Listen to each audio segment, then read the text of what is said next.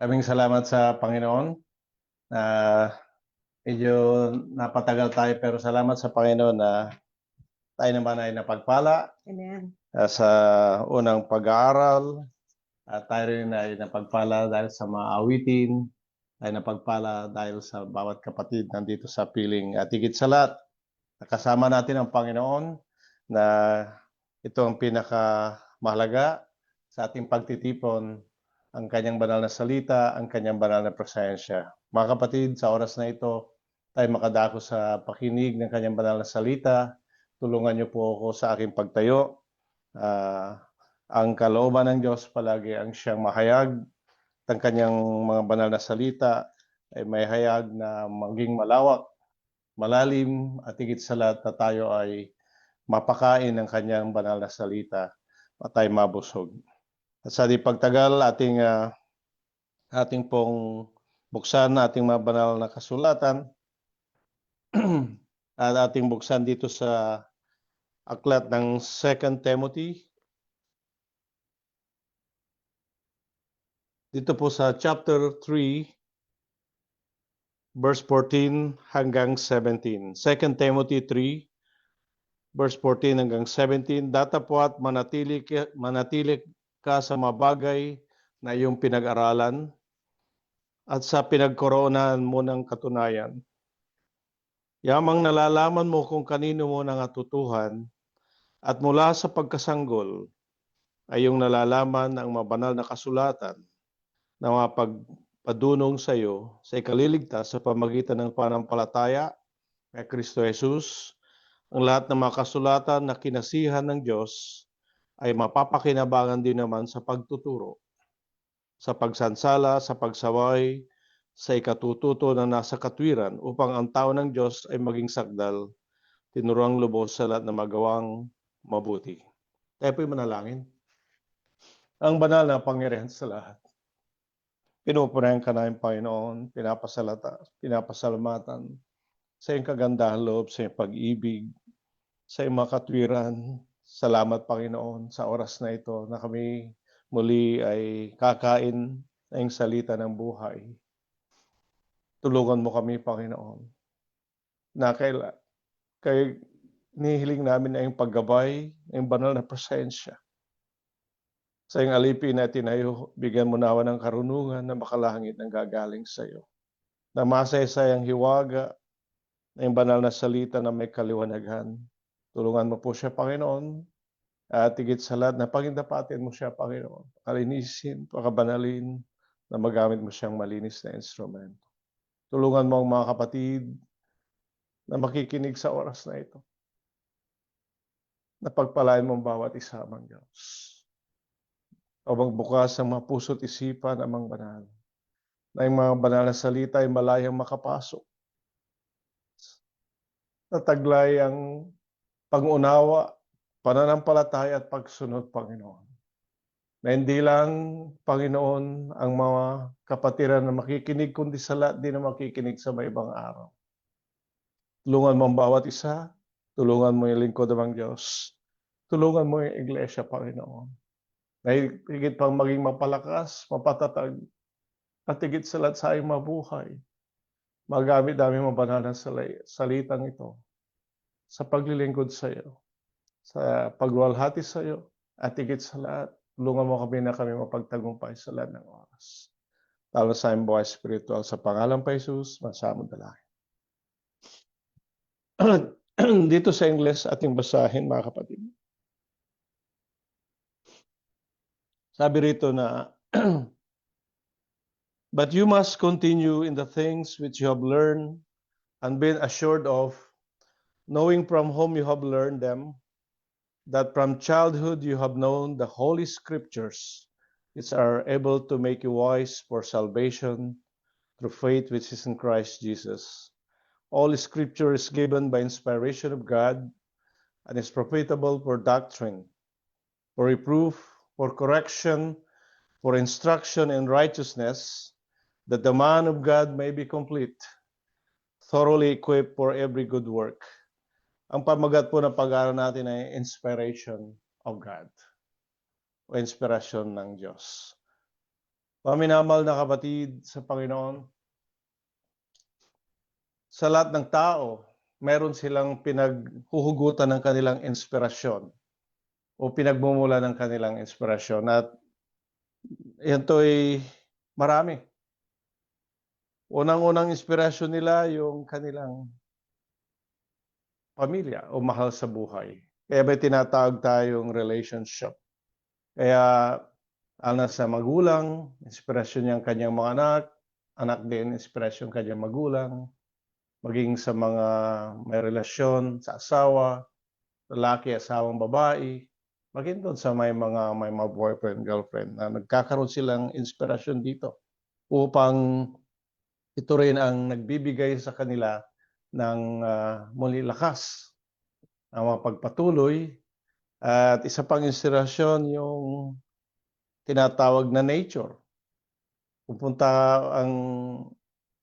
ka sa labas, sa iba't ibang lugar ng salibutan ito, mamamalas mo yung kagandahan ng kalikasan o yung nature na nilikha ng ating Panginoon.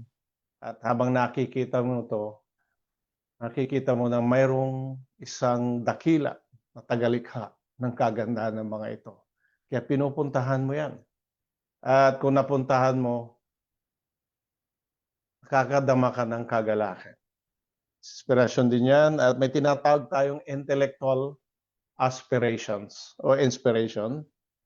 At may mga, ito'y patungkol sa kanilang kanya-kanyang field of specialty. May mga works of art. Sabi niya, music. Nakita mo inspirasyon yun. May mga sumusulat ng mga libro. Mayroon din tinatawag na pursuit of knowledge sa mga education, mga kapatid. At ito inspirasyon nila. At mayroon ding tinatawag na inspirasyon pagpatungkol sa mga bagay na material, pursuit of material things.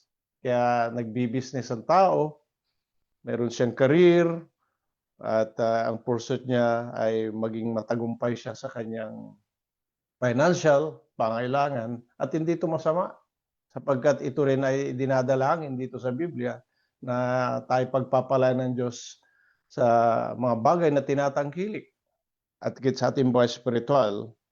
At mayroon ding inspirasyon na ito'y nakukuha rin sa mga karanasan pang personal. Yan. Minsan mayroon kang challenges in life na overcome mo, nagkakaroon ka ng inspirasyon dyan. Nagkasakit ka ng malala tapos gumaling ka, nagkakaroon ka ng inspirasyon. Mayroong challenges, overcoming challenges, achieving milestones in life. At isa pang maganda sa personal experience yung pagtulong sa iyong kapwa. At ito'y nagpapatuloy, lalo na sa Kristiyano, sapagkat tayo ay nilikha sa mabubuting gawa. Amen? At ang pinakamataas na inspirasyon, ito yung inspirasyon galing sa Diyos. It's about faith and spirituality. At dito tayo magpo-focus, mga kapatid, sapagkat dito sa sulat ni Pablo kay Timothy, ay dito niya sinabi na lahat ng kasulatan, sabi niya, ay kinasihan ng Diyos. Sabi niya rito, ay mapapakinabangan din naman sa pagtuturo, sa pagsansala, sa pagsaway, sa ikatutunan nasa katuwiran, upang ang tao ng Diyos ay maging sagdat. Tinuruang lubos sa lahat ng magawang mabuti. Mga kapatid, ito ang pinakadakilang inspirasyon na ibinigay ng Diyos sa ilalim ng lupa sa lahat ng tao. At ito'y inspirasyon na nanggagaling sa Diyos sa pamagitan ng ating Panginoong Hesukristo at sa kanyang mga banal na salita. Mga kapatid, pag sinabing inspirasyon na galing sa Diyos, ito'y kaya nga sinabing dakila sapagkat ito ay blessing at mapapakinabangan. Sabi nga, may kapakinabangan, may dakilang kapakinabangan sa ating buhay, lalo sa ating buhay spiritual. yung lahat na tinura natin na binanggit na mga inspirasyon ay hindi magiging kompleto ito kung wala sa atin yung inspirasyon ng Diyos. Amen ba tayo dyan? Totoo yan. Makakamtan mo lahat yung mga inspirasyon na yon. Ngunit kung wala ang inspirasyon ng Diyos, may kulang pa rin. Hungkag mga minamahal na kapatid. At ito'y nasubukan natin. Galing tayo sa Pilipinas, sa mahirap, nakapag-abroad tayo, nakaranas tayong karangyaan, nakaranas tayong sarap ng masa abroad. Ngunit mga kapatid, hindi rin pala ito ang katugunan ng lahat. Sapagkat kung hindi mo kasama ang Panginoon, wala sa inspirasyon ng Diyos at ang kanyang banal na salita, hindi rin natin madarama ang tunay na kakontentuhan, yung fulfillment. Hindi natin madama yung kagalakan sa ating buhay. Yung tunay na kagalakan na ikaw ay merong inspirasyon na walang iba ang Diyos na makapangyarihan sa lahat. Ngayon, ito yung ating pag-aaralan mga kapatid, sapagkat dito sa ating Panginoon, nung alam naman natin sa pag-aaral, napapaloob ang kanyang unang-una yung pag-ibig. Amen? Yung pag-ibig. Napapaloob ang kanyang halimbawa na iniwan sa atin. Sacrifice, compassion, humility, mga kapatid, mabuting halimbawa na iniwan ng Panginoon. Na kailanman mayroong isang tao, mayroong Diyos na nagkatawang tao na lumakad na sakdal dito sa salibutang ito na walang iba ating Panginoong Hesus. At dito sa ating mga binasang mga bersikulo, tulungan niyo mga kapatid sa panalangin na ating itong may dala na magamit ito sa pagpapayag ng kanyang banal na salita na ang unang-unang inspirasyon na binigay sa atin na dito sa verse 11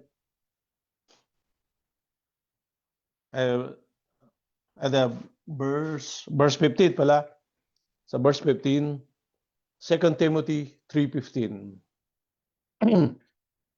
Sabi po rito, mula sa pagkasanggol ay yung nalalaman ng mabanal na kasulatan na makakapagpadunong sa iyo sa ikaliligtas sa pamagitan ng panampalataya kay Kristo Jesus. The inspiration of God gives you the great opportunity to know God and His Word. At dito, sabi nga rito sa ating binasa, na mula sa pagkabata, dito tinutukoy dito si Timothy. Mula sa pagkabata, si Timothy ay tinuruan ng kanyang ina at lola. Nanay niya si Luis, tama ba? At lola niya si Eunice. Yan ang napakaganda sa isang pamilya na ang bata ay palakihin mo sa salita ng Diyos. Sapagkat ang kabataan, bukas ang kanyang kaisipan. Yun ang time na siya ay matuto. At dapat unang matuto siya sa salita ng Diyos. Pwede mong dalhin ang iyong anak sa exclusive school, mga private school, magagandang eskwelahan. Ngunit kung wala ang salita ng Diyos, sayang lang ang mga bagay na yun. Sabi sa Biblia, palalakin mo yung bata sa banal na salita at kung siya'y lalaki, hindi na siya iwalay doon. Ngayon dito sinabi mismo ni Pablo na magmula sa kanyang pagkabata, nalalaman niya yung banal na salita ng Diyos. At yun ay napakaganda sapagkat alam niyo ba na sa murang edad ng bata, minumulat mo siya sa isang dakilang katwiran, karunungan ng gagaling sa Diyos. At dito na ang bata ay lalaki na mayroong takot sa Panginoon, may respeto sa Diyos, may respeto sa kanyang magulang, at ito ay magkapagbigay ng kalwalhatian sa ating Panginoon. Mga minamahal na kapatid, sabi rito na ito ay nakapagbigay ng wisdom, salita ng Diyos. Yung karunungan na nanggagaling sa Diyos. Yung wisdom na hindi lang na malaman niya ang patungkol sa Panginoon at patungkol sa kanyang banal na salita. Ano ang kalooban ng Diyos para sa tao? At ito'y hindi lang sa kaalaman, sapagkat sa kanyang pag-aaral, ito'y magiging wisdom kung ito ay kanyang isinabuhay. Mga kapatid, kaya si Timothy ay siyang naging hindi lang basta Kristiyano, kundi siya ginamit ng Panginoon na siya naging pastor din. At siya ay siya spiritual na anak ni Pablo. At sabi pa rito sa verse 11, verse 15 natin binabasa, able to make you wise for salvation. Yan mga kapatid, ang pinakamahalaga dyan. Kasi hindi mo lang ini-instill sa buhay ng bata yung anak na ang salita ng Diyos, kung hindi ang pinakabalgan yung kaligtasan, mga kapatid.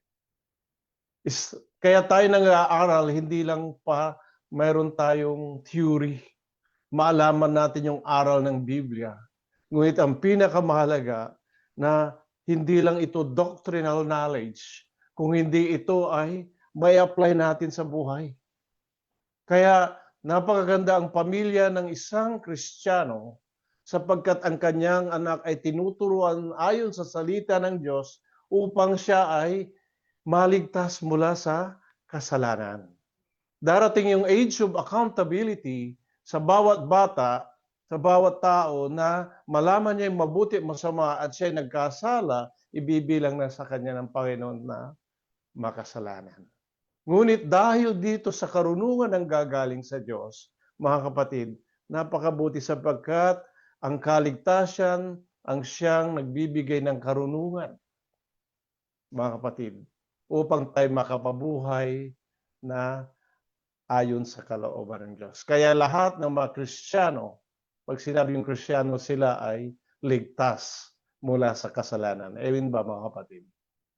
Kaya yung kaligtasan, mga kapatid, tanda na ikaw ay marunong.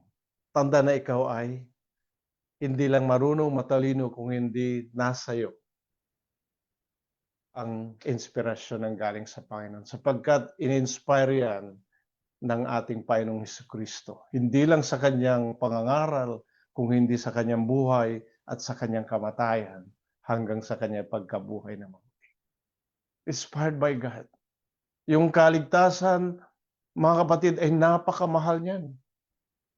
Na hindi mo mababayaran ng salapi sapagkat ibinigay sa atin na libre yan at ang puhunan niya mismo ang Panginoong Hesukristo.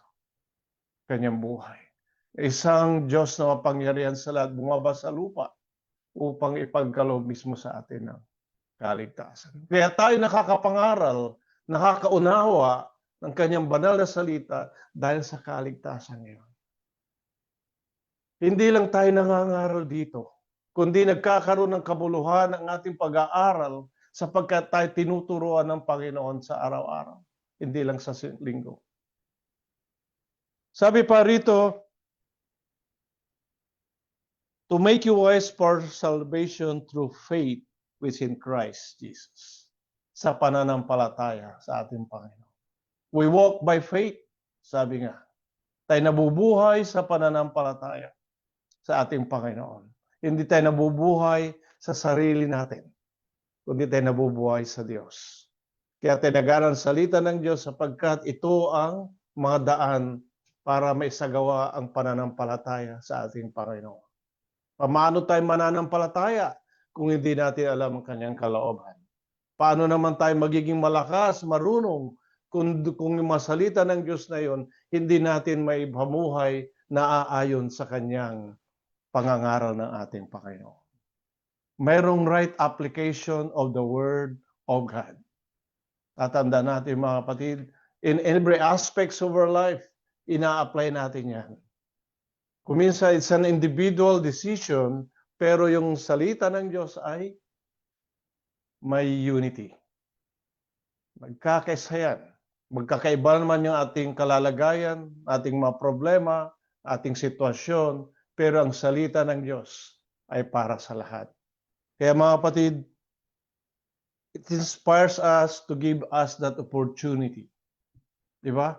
Makilala mo ang Diyos. Na hindi lang Diyos na nagbibigay lahat ng pangailangan, kung Diyos na mapangyarihan sa lahat, Diyos na mahabagin, Diyos na banal, Diyos na nakakaalam ng lahat. Mga kapatid, ang makilala mo ang Diyos ay makilala mo ang kanyang banal na salita, ay makilala mo si Kristo. At higit sa lahat, makikilala mo rin ang iyong sarili kung nasaan ka. Ang minamahal na kapatid sa Panginoon. Sabi pa rito, sa verse 14, sa 3:14, sabi niya, but you must continue in the things which you have learned and been assured of, knowing from whom you have learned them. Sabi niya rito, dapat manatili ka sa mga bagay na inyong pinag-aralan. At sa pinagkaroonan mo ng katunayan, yamang nalalaman mo kung kanino mo nangatutuhan. The inspiration of God gives you encouragement to continue in the things of God. Sabi rito sa ating binasa, na titingnan nyo palagi yung word dyan. You must continue. Mandatory yan, mga kapatid. Para yung inspirasyon ng Panginoon ay nagpapatuloy, kailangan we have to continue in the things which you have learned. Manatili ka sa aral ng Panginoon. Huwag kang hiwalay, huwag kang punta sa right or left, diretso ka lang doon sa binigay sa iyong Panginoon. Bakit? It gives us encouragement to continue in the things of the gospel or word of God para, to sustain our identity in Christ. Paano masasabi kay Kristiyano? Mga kapatid tayo, na magmula noon hanggang ngayon, sila'y nagpapatuloy sa kanilang pinag-aralan. Dahil nakikilala nila kung saan galing yung araw. Ang inababanggit natin na ating mahal na pastor sapagkat siya ang nagmulat sa atin. Ngunit saan galing yung pinagkuha ng ating mahal na pastor? Sa Panginoon. Si Timothy galing saan? Yung kanyang pinag-aralan sa kanyang ina at sa kanyang lola. Si Pablo, mga kapatid, direkta galing sa Panginoong Hesukristo. Walang nag-preach kay Pablo maliban lang ang ating Panginoon. Amen ba? Nalalaman niyo ba mga kapatid? Nandun sa Galatians, basahin natin. Galatians chapter 1, dito po sa verse 11, sabi po rito, sapagkat aking pinagtatastas sa inyo, mga kapatid, tungkol sa ebanghelyo na aking ipinangaral, na ito hindi ayon sa tao. Sapagkat hindi ko tinanggap ito sa tao na itinuro man sa akin, kundi aking tinanggap sa pamagitan ng pahayag ni Jesucristo. Ito mga direct yung preaching, yung pag-aaral ni Pablo dito. At tayo lubos na nagpapasalamat bagamat hindi tayo direct na pinahayagan ng ating Panginoon. Ngunit galing naman mismo sa ating Panginoon ating nalalaman at pinag-aaralan. Kaya tayo ay mapalad mga kapatid sapagkat tayo ay nandito na sa totoo. Sabi ng Panginoon, I am the way, the truth, and the life. No one can come to the Father except through me. Bakit tayo manatili sa aral? Kailangan tayo mag-continue. Kinakailangan sapagkat kailangan may preserve yung kaligtasan natin. Amen mga kapatid. This is how to work out your salvation. We have to continue. We must continue in the truth that we have accepted. Sustain that identity, that salvation, that relationship in Christ. We have to continue in godly life. We have to continue in service and prayer. Bakit kailangan natin manatili? So that we can resist the temptation and pursue righteousness. Ito napaganda sapagkat dito mo mapapagtagumpayan anumang pagsubok, anumang tukso, anumang problema dumating sa iyo. Nandito lahat salita ng Panginoon, mga kapatid. At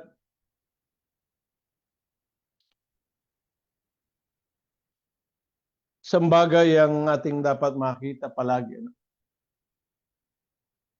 na habang tayo ay nananatili at sumusunod, nagpapatuloy tayo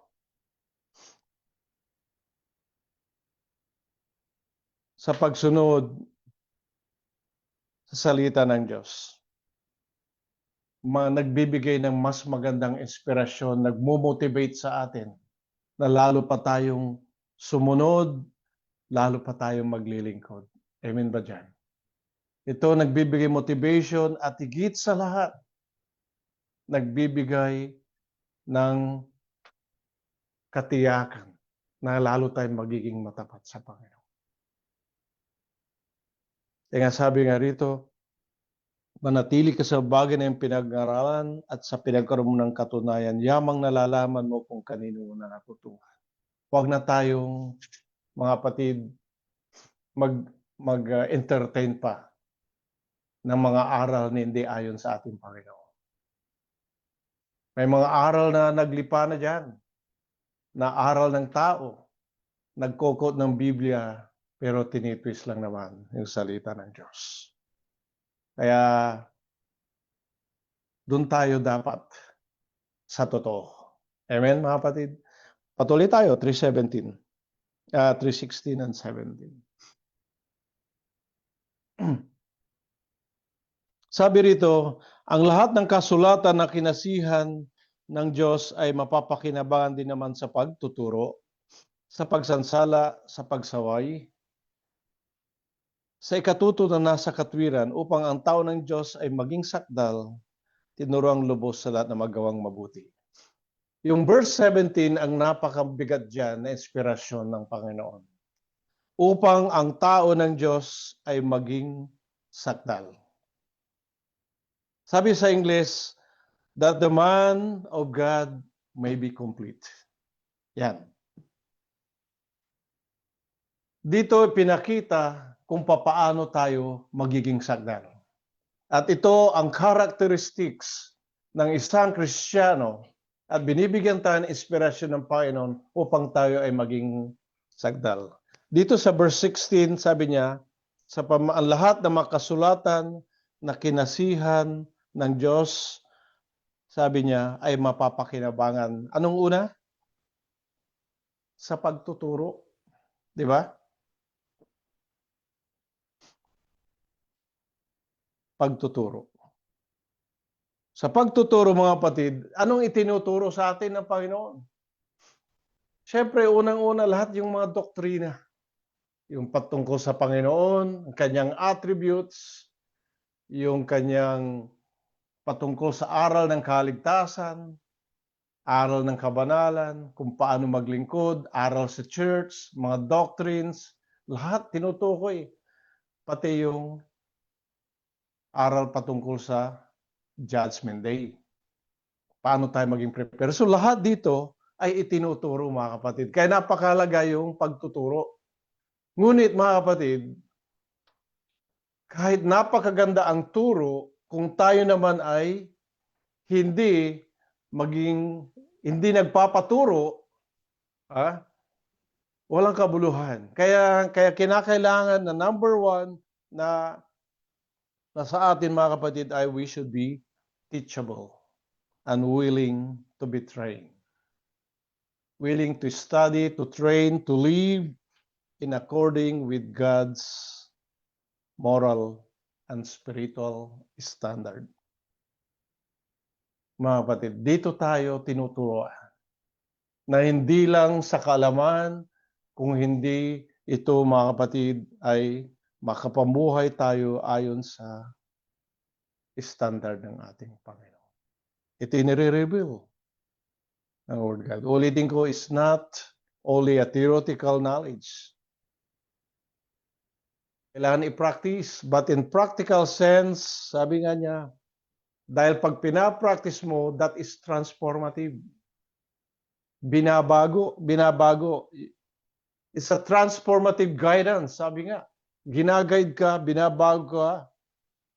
That shapes our thoughts, behaviors, and heart. Binabago yung ating kaisipan, ating pag-uugali, at higit sa lahat, ang ating puso. You know, yung Biblia, it discerns the intents of our heart. Our thoughts and intents of our heart in salita ng Diyos. Tinitignan mo yung sarili mo sa salamin. Nakikita mo yung sarili mong panglabas. Alam mo kung anong dapat mong ayusin, nakikita mo kung may dumi ka, nakikita mo maganda ka, o anumang kalalagayan. Pero ang salita ng Diyos, that is the mirror of the Word of God. Na hindi lang panglabas, kung hindi yung panloob natin, mga minamahal kapatid. Dun sa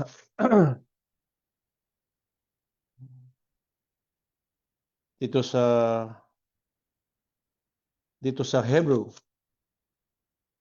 The Hebrew chapter 4 verse 12 hanggang 13. For the word of God is living and powerful and sharper than any two-edged sword, piercing even to the division of soul and spirit, and of joints and marrow, and as discerner of the thoughts and intents of the heart. And there's no creature hidden from his sight, but all things are naked and open to the eyes of him to whom we must give account. Walang anumang nilalang na hindi nahayag sa kanyang paningin, ngunit ang lahat ng mabagay ay hubad at hayag sa harapan ng mamata niyang sa ating pagsusulitan. Maminamal na kapatid sa Panginoon, alam niyo ba na habang binabasa natin ang Biblia, hindi lang binubuksan ng ating puso, ang ating mata, kundi binubuksan ang ating puso, binubuksan yung ating sarili. Ayon sa salita ng Diyos, upang makita natin ating kalalagayan sa harapan ng Panginoon. That's how we can measure our spiritual life. That's how we will measure our service, our worship, our prayer. Dito natin sinusukat, mga kapatid.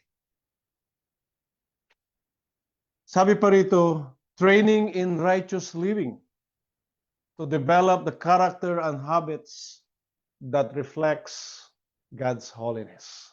Alam mo ba na ang Kristiyano tayong reflection ng ating Panginoon, tayo reflection ng ating pinag-aaralan na ayon sa salita ng Diyos. Kaya tayo tinuturuan dito tayo sapagkat tayo ay anak ng Diyos. Tayo kabilang sa kanyang kaharian, marapat lang tayo mabuhay ng makalangit na pamumuhay. Ganda yung pinag-aaral natin kanina. Watching our words. Ang inspirasyon ng Panginoon ang siya nagtuturo sa atin pati magsalita ng nararapat. Gumawa ng nararapat, mag-isip ng nararapat, mga kapatid. Ito'y nagbibigay ng disiplina sa atin. At sa ating pagdisiplina sa ating sarili, hinahampas natin yung ating sarili. Tayo maging kalugod-lugod sa Diyos. Tayo nagbibigay lugod sa Panginoon. Makita nating sarili palagi. Ating kakulangan, ating kahinaan. Ngunit nakikita natin ito, pinapakita ng Diyos sa atin. Upang namang mailapit natin sa Panginoon. Tulungan tayo ng Panginoon na tayo mapasagdahan. Kaya sabi nga, teachable. At ano pa, mga kapatid? Capable of correction. Sabi rito, profitable for doctrine, for reproof, correction. Doon tayo sa reproof. Ano yung reproof? Pagsansala. Bakit may reproof? mga kapatid. Kasi kung yung reproof at correction halos magkaparehas yan eh. Ngunit anong ibig sabihin ng reproof, mga kapatid?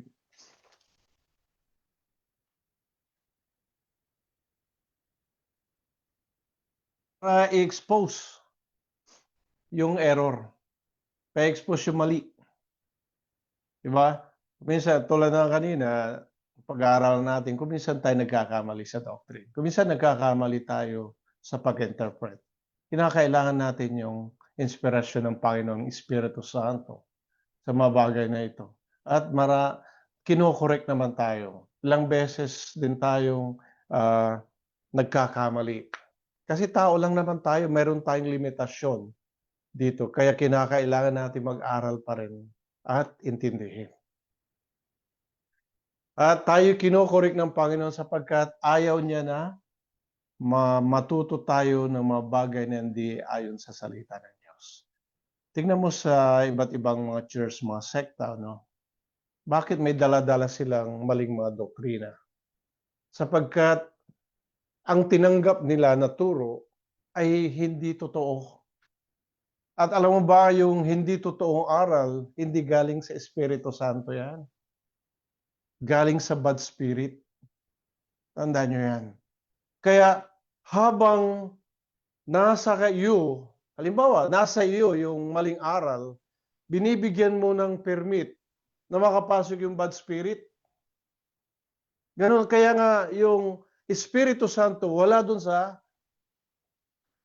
mga church na hindi nila dala yung tamang aral ng ating Panginoon. Hindi sila pinapatnubay ng Holy Spirit. Pero ang Espiritu Santo, pag siya pumatnubay, ipapakita niya sa iyo yung tama. At ipapakita rin niya yung mali. Amen? Alam niyo ba na ang Holy Scriptures, yung salita ng Panginoon, itong Word of God, pag sinabi niya, all Scripture is given by inspiration of God, kung titignan mo ang Biblia, magmula Genesis hanggang sa Revelation, at babasahin mo yan dahan-dahan, at iintindi mo, hindi lang salita ng Diyos ang nakasulat dyan. Sinasabi rin ng Panginoon yung mga aral na hindi sa Panginoon para malaman natin. Amen ba mga kapatid? Pinapakita yung mga error na nandyan na nakasulat. At pinapakita rin dyan yung katwiran ng tao na hindi katwiran ng Diyos. Kaya ito'y ini-inspire ng Panginoon na makita natin to. At higit sa lahat mga kapatid, kung tayo ay kinakailangan meron tayong pagtanggap, capable, na tayo ay mayroong ugaling mapagtanggap kung tayo nagkakamali. Sapagkat sabi pa rito susunod yung correction. Profitable for correction. Dapat correctable din tayo.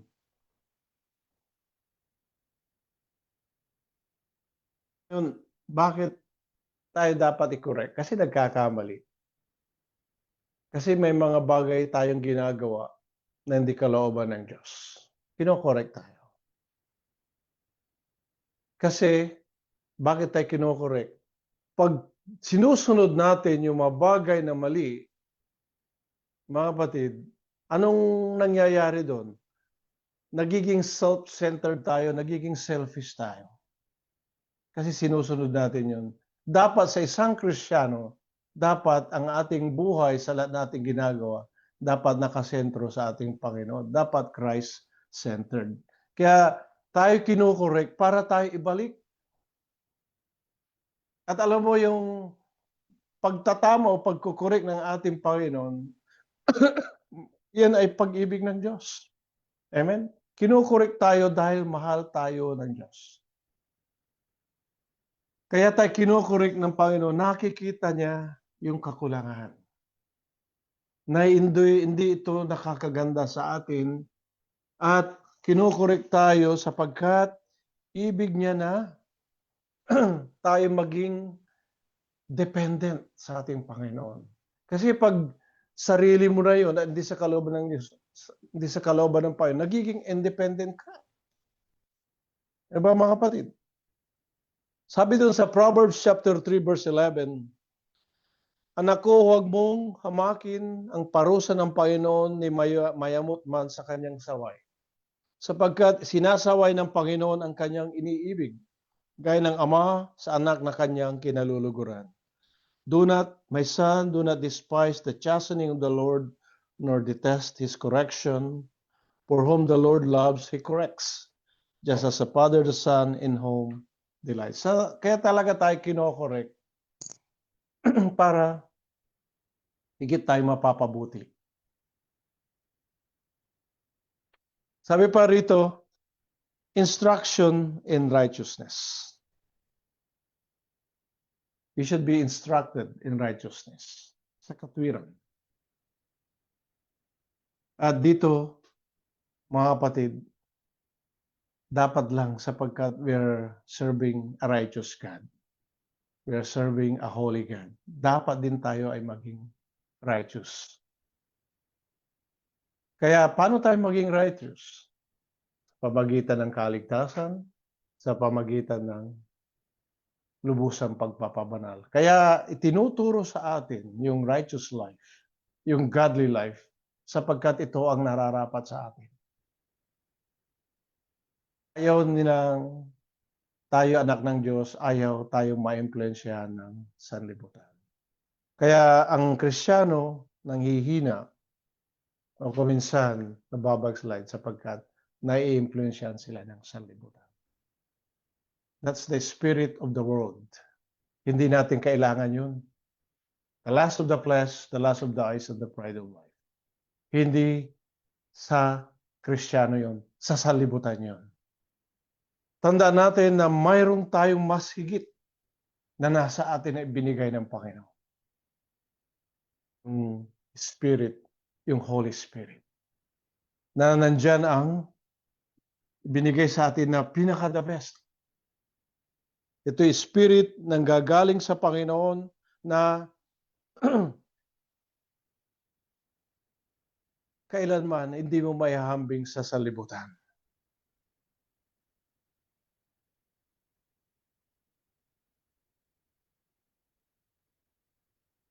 Yung distinction, mga kapatid, ay malayo. Nasa itaas ka sapagkat, sabi nga, yung mga paa ay nasa higher ground. Yung sanlibutan nasa ibaba. Hindi tayo taga-sanlibutan, kundi tayo na taga-itaas. Kaya kinakailangan lang ang ating pamumuhay, mga minamahal na kapatid, ay ayon sa ibinigay sa atin na kung paano tayo inalis na sa sanlibutan, dapat tayo ay lumakad, hindi ayon sa sanlibutan, kundi ayon sa katwiran ng Diyos. That is a righteous living. Knowing what is right, knowing what is godly, knowing what is the will of God. Sabi pa rito, we are inspired and equipped for every good work.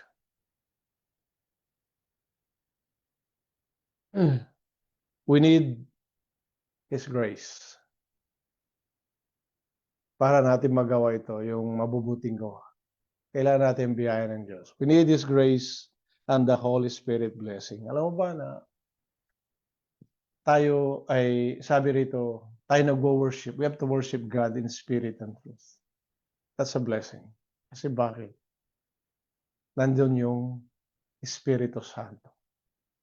Kaya ang pagtitipon na ito ay walang kabuluhan kung walang presensya ng Espiritu Santo. Ang ating pangaral, ating pag-aaral, ang ating pagpapahayag ay walang kabuluhan kung hindi mangunguna ang Espiritu Santo.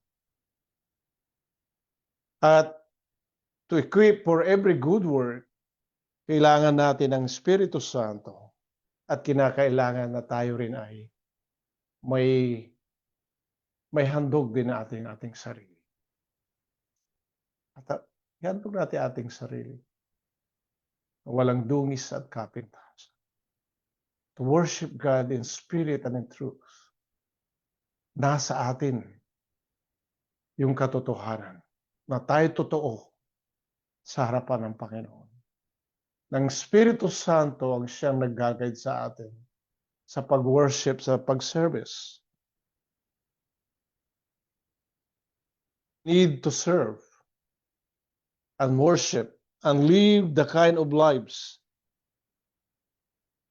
that would merit the Spirit of God meeting, guiding us on regular basis.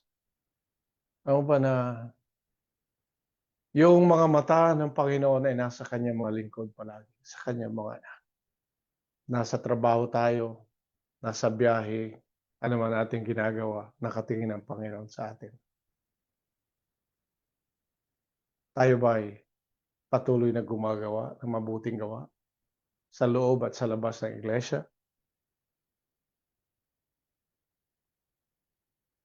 At alam mo ba, sa bawat paghakbang ng ating mga paa, sa ating lahat ng paggawa, sabi nga kasama natin ang Panginoon. Alalahanin natin yung mga kapatid yun. Ito ang nagbibigay inspiration sa atin na gumawa tayo ng mabuti.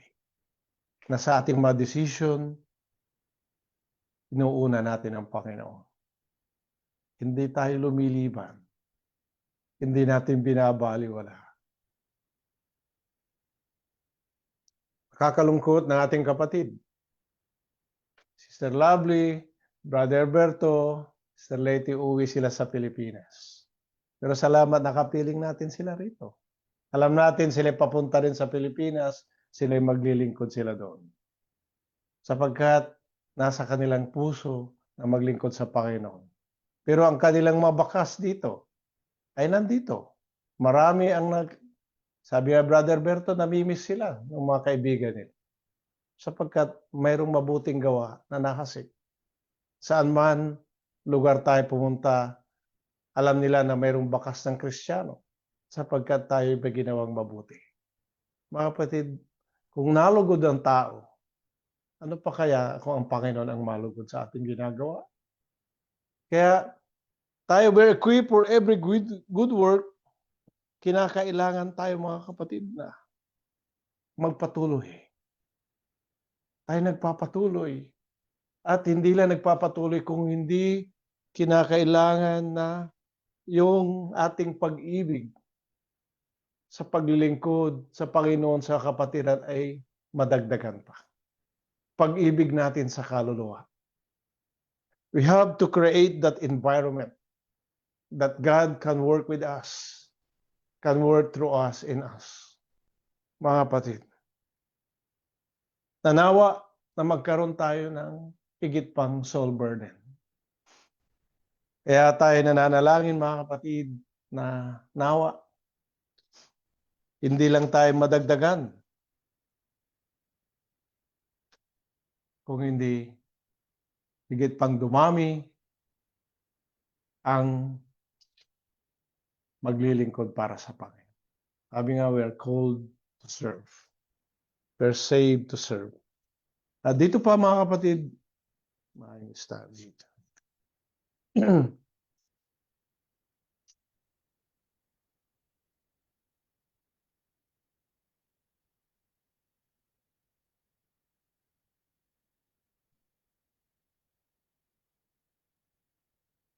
Sa dapat natin makita rito mga kapatid, yung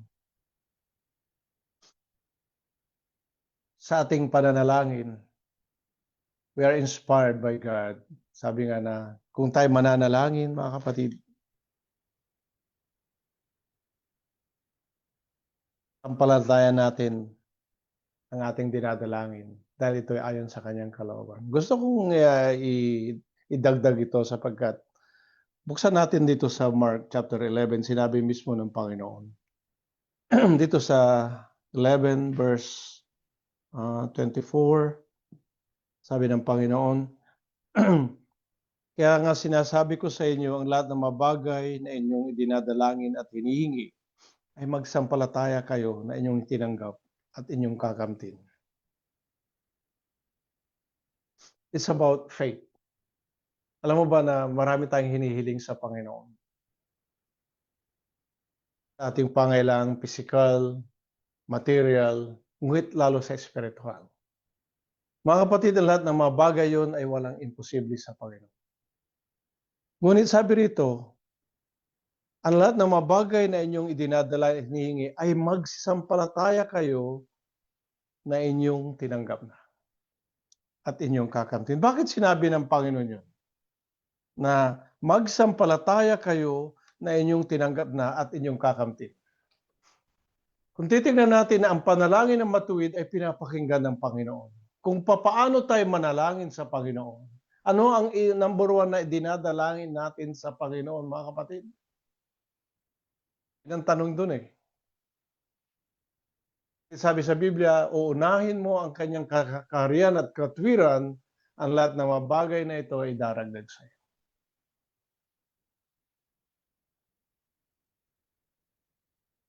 Tanungin natin ating sarili, ano ang dapat nating idinadalangin kaya ito ang sinabi ng ating Panginoon? Diba dapat dalangin natin na yung na tayo ay sa lahat ng oras magkaroon tayo ng inspirasyon na gagaling sa Diyos. Kasi sa ating pananalangin, the Holy Spirit is inspiring us to pray according to the will of God. Malawak yung panalangin, ano? Pag sa Holy Spirit na. Dati-rati ang dinadalangin mo lang ang iyong sarili mo, ang iyong pamilya mo mahal sa buhay. Ngayon dinadalangin mo yung kapatid mo sa Panginoon. Dinadalangin mo yung iglesia, idinadalangin mo yung ibang kaluluwa. Idinadalangin mo yung mga hindi pa naliligtas. May mga makikinig sa pagpapayag na ito na hindi pa sila naliligtas.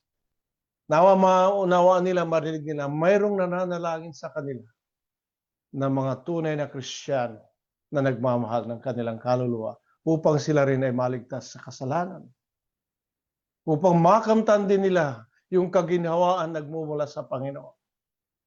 Makamtan nila yung pinakadakilang regalo galing sa Panginoong kaligtasan. At higit sa lahat, makamtan din nila yung buhay na walang hanggan kung sila'y mananatili sa Panginoon at maging tapat hanggang sa wakas. Na hindi lang sila, tayo rin, at sa lahat din ng mga Kristiyano sa iba't ibang lugar na naglilingkod ng kaparehas natin. It inspired us to be more prepared. Sabi nga, we have one life to live. Malapit nang dumating ang Panginoon. This is the last days of the gospel dispensation, mga kapatid. Ano ang ginagawa natin?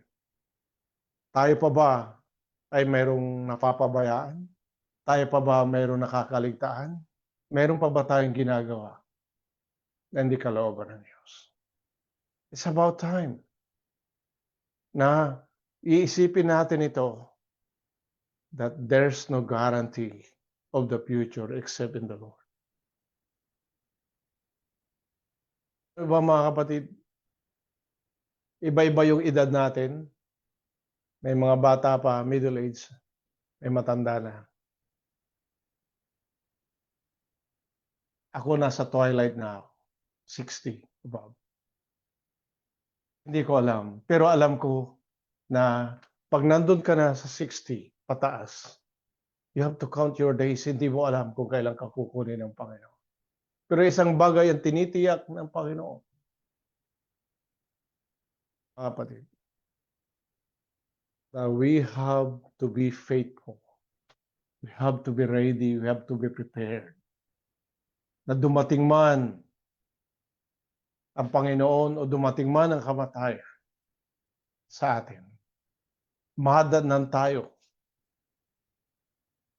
ay nagtatapat sa Panginoon. Mahadnan tayo tunay na naglilingkod sa Panginoon.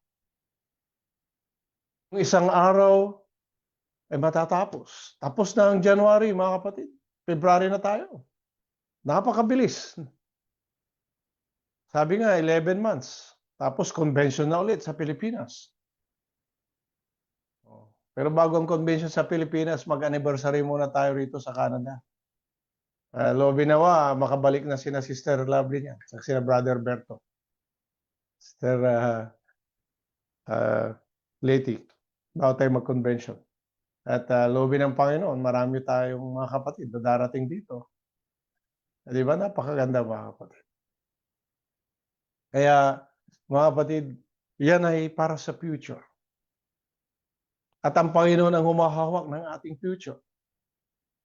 Hawak niya ang ating buhay. Kinakailangan ipagkatiwala natin lahat. Kasi ako'y namumroblema palagi. Ang dami kong problema. Ang dami kong pasanin, dami kong iniisip. But lately, mga kapatid, sino bang walang problema? Walang burden. Lahat tayo may problema. Pero lately, sabi ko, yung pala ay pansamantala lang yan. Sandali lang yan. Ang pinakamaganda, pagdating ng Panginoon, wala tayong problema. Hindi tayo magkakaproblema doon. Pagdating ng Panginoon, tapos na lahat. Tayo kasama ng Panginoon doon sa buhay na walang hanggan. Di ba napakaganda mga kapatid? Tayo'y binibigyan ng mas magandang inspirasyon na hindi lang tayo mabuhay para sa Panginoon maglingkod dito, kundi darating ang araw, kakasama natin Panginoon sa buhay na walang hanggan. Itong magandang inspirasyon dito. Isipin mo buhay na walang hanggan na kasama mo ang Panginoon. Doon ang kapayapaan, kagalakan, kakontentuhan, nandun lahat ng mabagay na magaganda. Mga magandang bagay na kailanman hindi natin maipaliwanag kung gaano kaganda sapagkat malalaman lang naman natin kung tayo nandun na. At yun ang pinapanalangin natin sa bawat isa. Na hindi lang ako, tayo lahat, mga kapatid, ay walang maiiwan, tayo lahat ay magmamana ng buhay na walang hanggan. At kung yan ang nasa ating puso, na higit natin pakasagdalin ang pag-ibig sa bawat isa, sa pagkakaisa. Diba? Iwaksin natin, alisin natin lahat ng mga bagay na negative sa atin. Ay mapagpatawad, tayo mapagpasensya, tayo mapanalanginin, tayo maibigin, sapagkat doon nakikita ang tunay na mga anak ng Diyos. Mayroon tayong dakilang inspirasyon, mga kapatid. Ang ating Diyos na mapangyarihan sa lahat. Kung mayroon kang inspirasyon sa buhay, nandun ang lakas, nandun yung contentment, nandun yung fulfillment, nandun na hindi ka maghihimagod. Take sacrifice, kakayanin mo. Mayroong inspirasyon ng Diyos at hindi ka kailanman iniiwanan, pinababayaan. Ang kanyang salita ay tunay. Ang kanyang salita ay wagas. Nagpapalakas, tumutulong sa atin, alam ng Panginoon ang lahat nating pangailangan at hindi rin siya nagkakait. Kundi pinagkakalob lahat ng Panginoon. Ang lahat ng mga bagay sa pamagitan kanyang banal na salita na matugunan lahat ng ating pangailangan. Nandiyan lang salita ng Panginoon. Nasa atin lang kung paano natin to pag-aralan at i-apply sa ating buhay. Minamahal na mga kapatid sa Panginoon, mabuhay kayo. Maging malakas kayo. Maging matatag kayo. Sapagkat yung ating Diyos na pinaglilingkuran, tunay na nagmamahal sa atin, lalo na sa ating kaluluwa. At yun ang inaasahan ng Panginoon sa atin. Kung paano tayo binigyan ng inspirasyon, nawa, sa araw-araw, isipin natin, mayroong Diyos na nagmamahal sa atin. Na siyang ating pinaglilingkuran. Dinadalangin natin ang bawat isa. Tayo'y magpatuloy sa paglilingkod, sa pag-ibig, sa pagtatapat, sa katotohanan. Amen. Amen. Pagpalain ng Diyos kanyang banal na salita, mga kapatid. To God be the glory.